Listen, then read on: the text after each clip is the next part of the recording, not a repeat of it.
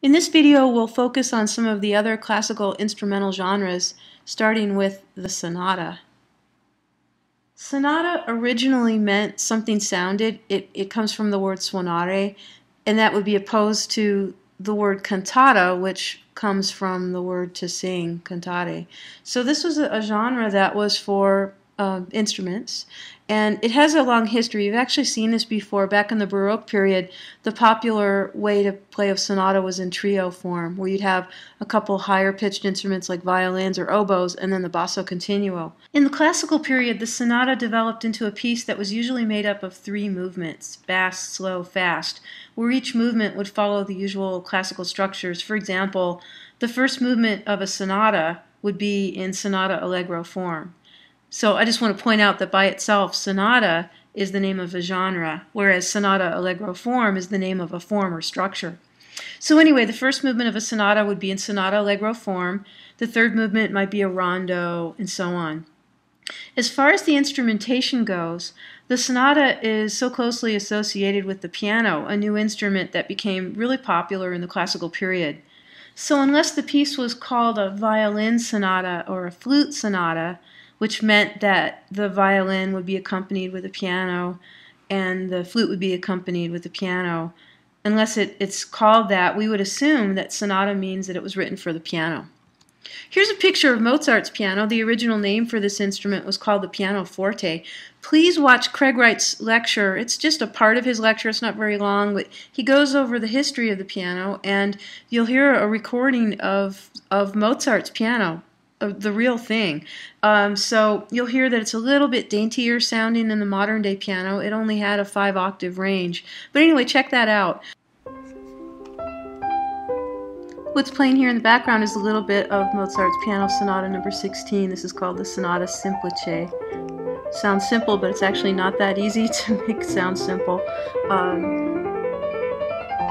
The pianoforte got its name because, unlike the harpsichord, which could only play like one dynamic level, the pianoforte was capable of making dynamic contrast.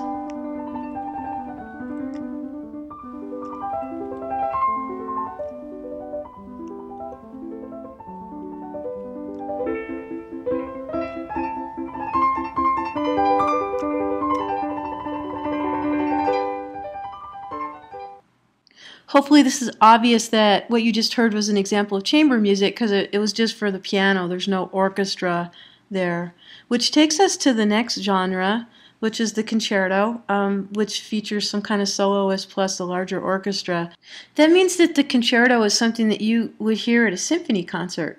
And the favorite way of presenting a concerto in the classical period was with one soloist plus orchestra, not as a group of soloists. And there are some examples of that, but usually it was a solo. And the favorite instrument, of course, would be the piano. Another popular instrument would be the violin. But as you saw, Mozart wrote concertos for a variety of instruments. We heard last week an example of the horn concerto. So let me show you how the concerto is structured similarly to the Baroque concerto. We have the three-movement plan here. A little bit of different vocabulary. The first movement, which is actually all that you guys have, you only have the first movement from a Mozart piano concerto. The first movement is usually pretty fast in tempo, moderate to fast, and it follows this structure that's called double exposition form. I'll show you a picture of that in just a second. The second movement would be slow and could be any kind of form. That one was not standard. The third movement was usually fast, and the favorite form was rondo form, as we saw with the Mozart horn concerto example last week. Double exposition form is very similar to sonata form. The big difference is that it contains two expositions, thus the name double exposition. Usually the piece will start out with the orchestra playing its exposition, and the soloist gets to sit there and hopefully not get too nervous, but they have to wait for the orchestra to finish their exposition, and that can take a few minutes sometimes. And then you'll see words that look familiar, like development and recapitulation. Those are words that we see in sonata form. This is a picture of the road map for double exposition form. This is in your book on page 199. It shows you that the the structure is real similar to sonata form. And again, it contains two expositions. One thing I want to point out, notice that when the orchestra plays by itself at the beginning, that there's no modulation from the first theme to the second theme. The colors are different because there's different themes, but they are all presented in the same key. Once the soloist comes in, then there is a transition from the first theme to the second theme, which will be in a new key area. So that's the difference between sonata form and double exposition form.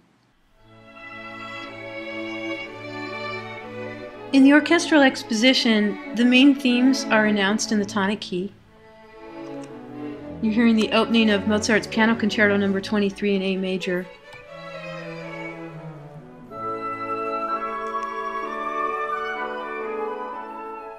When the soloist comes in, the main themes are presented, and there's a new theme as well. There's a real bridge that's added, or transition, and the modulation to a second key.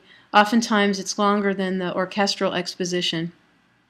Here's another slide that shows you a little bit more. So here we have the orchestral exposition, a flat beige line there at the bottom to show you that it stays in the tonic, whereas in the solo exposition there is a modulation. Then there's the development section where the themes are developed, the retransition, which signals to you that that's the dominant and it's going to go back to the tonic key with the return of the first theme, and the bridge in the recapitulation would stay in the tonic key, and then you hear the second group in the tonic key. The other thing I wanted to add here is that usually you can expect a solo cadenza before the closing coda. Well, as usual, I'd love for you to listen to this piece while you're following along with the listening chart. And you can listen for the unique features of the classical concerto, the profusion of themes, pleasing variety, the dramatic contest between the piano and orchestra. Although I really have to say that with this piece, this particular piece, that it feels more like a dialogue than a contest. This is my favorite of the Mozart piano concertos. In fact, if I had to choose which genre of Mozart's works I would, if I was stranded on some island and I had to choose between the symphonies and the operas and the sonatas and the concertos and the serenades and all the other chamber pieces, I think I would choose the concertos because of that. I just think that they're the most amazing of his works. But anyway, listen for that, and then also listen for the virtuosic, almost operatic writing for the solo piano, and then finally for the improvisatory nature of the cadenza. This piece, the Piano Concerto in A, was written in 1786 during his Vienna years. It's a typical classical concerto, with the three-movement form here, three-movement plan. And the first movement, the one movement that you do have, is one of his most gentle and songful first movements. The second movement, I encourage you to go on YouTube or iTunes and check this second movement out. I think it's maybe one of the most beautiful things he's ever written, is the slow second movement. And then the third movement is exuberant and sunny.